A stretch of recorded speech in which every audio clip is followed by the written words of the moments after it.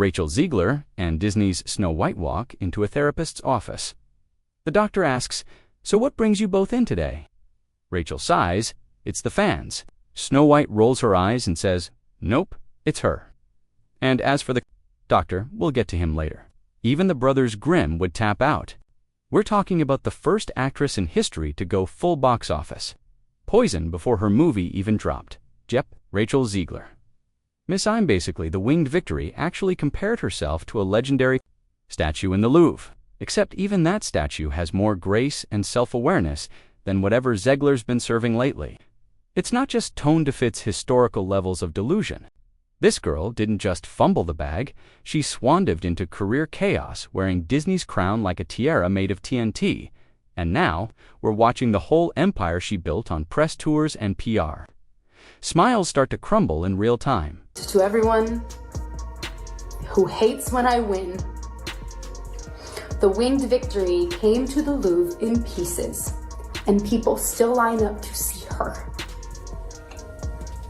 And I can only hope that despite my flaws, and despite my cracks and my breaks, and there are many of them, that at every premiere and everything I do, people will wait. You heard that right.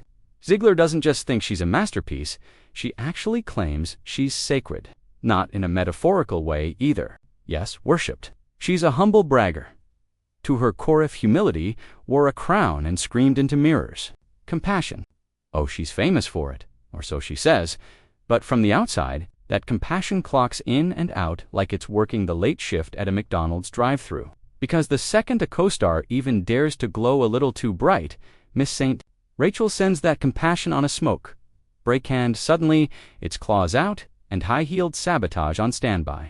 She doesn't just outshine, she eliminates. Different approach to what I'm sure a lot of people will assume is a love story just because we cast a guy in the movie. Right. Andrew Burnap, great dude. Yeah. It's one of those things that I think everyone's going to have their assumptions about what it's actually going to be, but it's really not about the love story at all, which is really, really wonderful. And whether or not she finds love along the way is anybody's guess until 2024.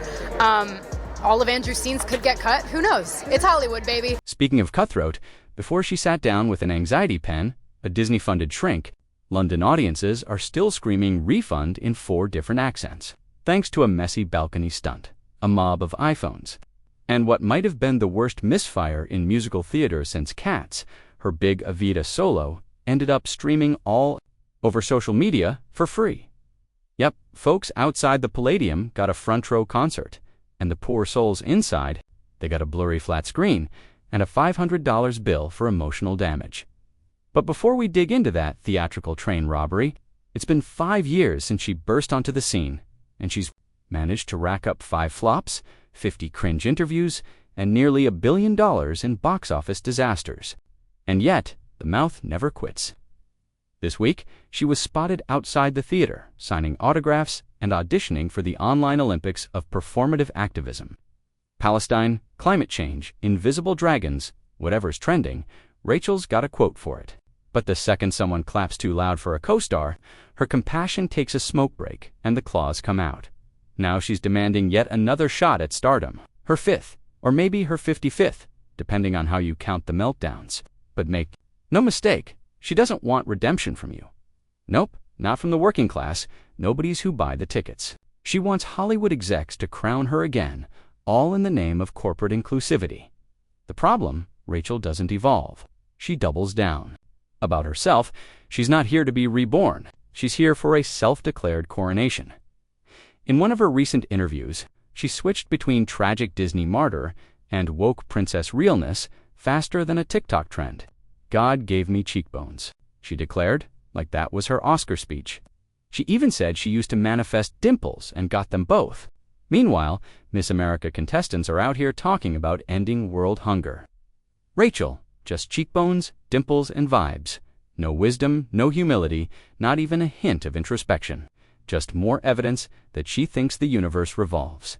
Around her bone structure, Rachel Zegler's been called a narcissist, a diva, an ego monster, and the most unhireable actress in Hollywood. And honestly, that's on a good day. But to sum her up in 2 words, cringe and condoms.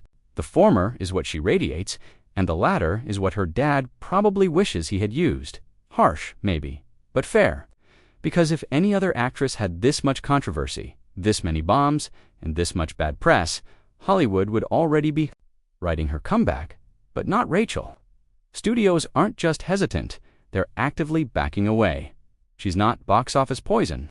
To pull the balcony stunt of the decade, imagine dropping $500 to see her live on stage, and instead, you're watching her perform on a jumbotron from the parking lot while she serenades strangers on the street with Don't Cry for Me, Argentina. Music fades in. Yeah, cry for your wallet instead.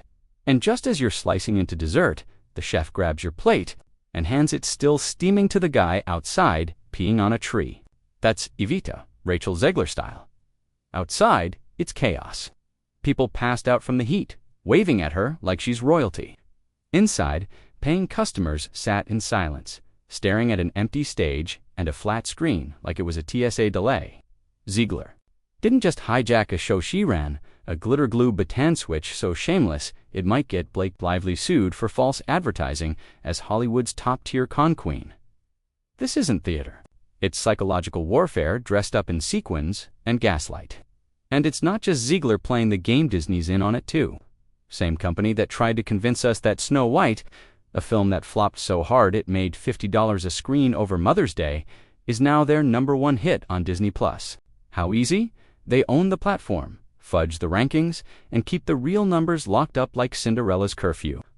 So yeah, if you believe that, I've got a bottle of wood milk to sell you with Aubrey Plaza's name on it, and just when we thought she couldn't get more overexposed, here comes Zegler again, crawling back into the headlines like a Stage 5 clinger with a SAG card and a Messiah complex. Yep, you're not hallucinating. Someone watched Snow White and EVITA crash and said, "More yodeling, please."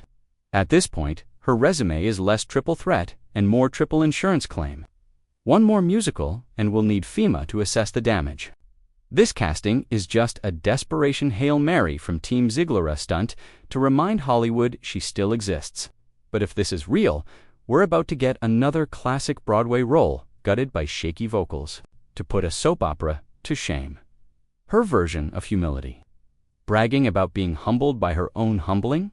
Her performances, less Oscar-worthy, more oscillating fan with an acting coach. The truth is, Rachel Zegler isn't a rising star. She's a dying battery in a smoke alarm, always making noise, never saving anyone. And if you're still handing her lead roles in legacy musicals, you're not reimagining anything. You're writing a love letter to delusion and mailing it to yourself. If you liked this video, smash the like button, drop your thoughts in the comments, and hit that subscribe for more unfiltered celeb drama. And always remember, we don't bow down, we don't bend the knee, we roast forward.